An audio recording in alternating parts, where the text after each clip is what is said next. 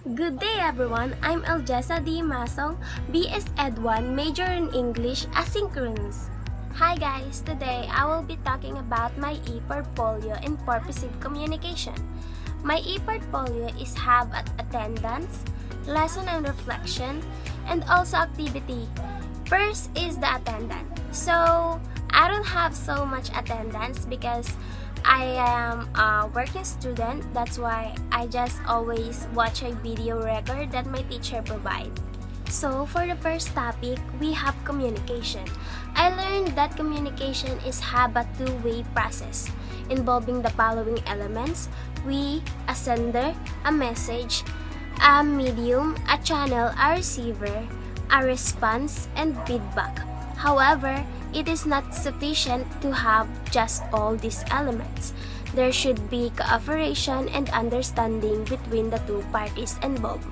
In communication, we also have four forms of communication, such as verbal, non-verbal, oral, and written.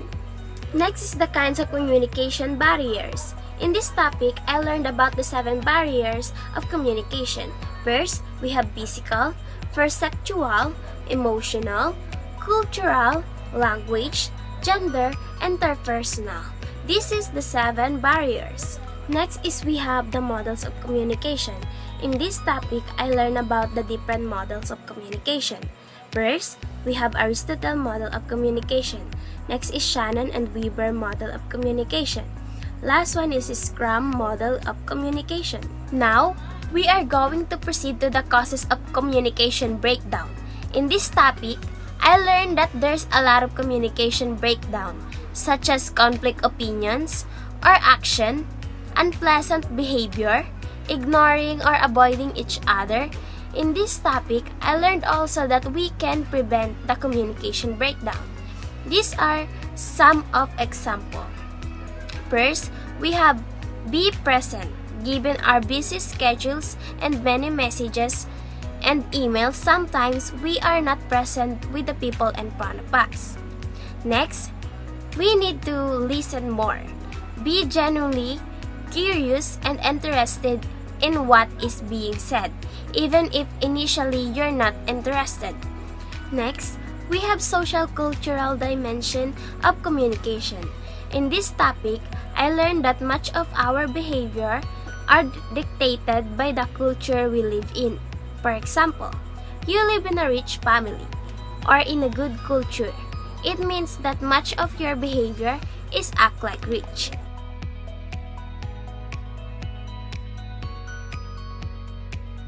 Now we're going to proceed to the lesson for the midterm. First, we have communication and globalization. I learned that communication and globalization is one of the development of sharing our information through verbal and non-verbal. Next, we have a local and global communication in multicultural settings. In this topic, I learned that respecting other culture or other countries is very important because not all of us has the same language and culture. That's why if you are planning to go to other countries, you need to study first of their culture. Next, we have varieties and registers of spoken and written languages.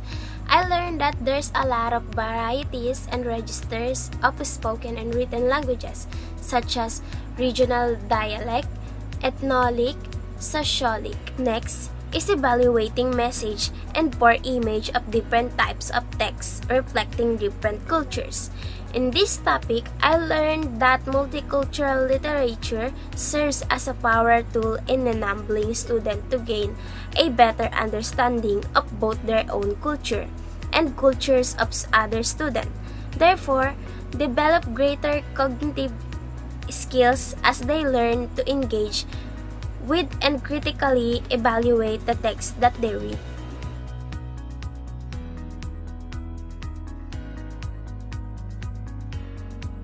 Now we're going to move on to the next topic. We have convey ideas through oral, audio, visual, or web-based. In this topic, I learned that visual aids are items of visual manner, such as graphs, photographs, video clips, etc. Use in addition to spoken information to understand more. Next, we have a communication for various purposes.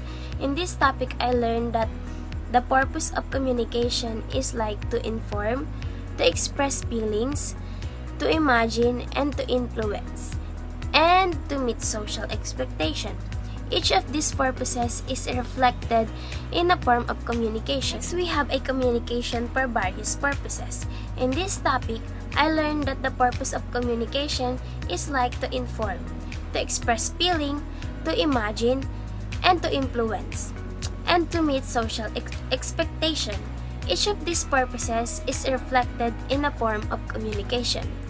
This is also help us to speak in public. Next, we have a communication for work purposes. In this topic, I learned the effective way of workplace.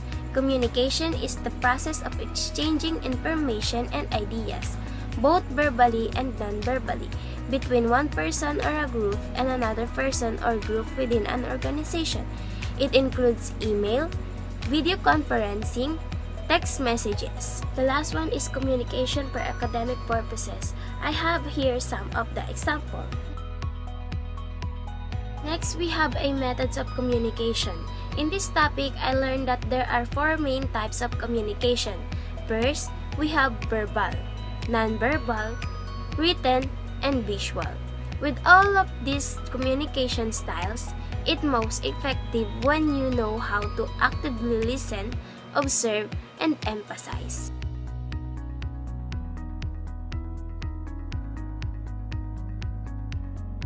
That's all, guys. Thank you for watching. Bye!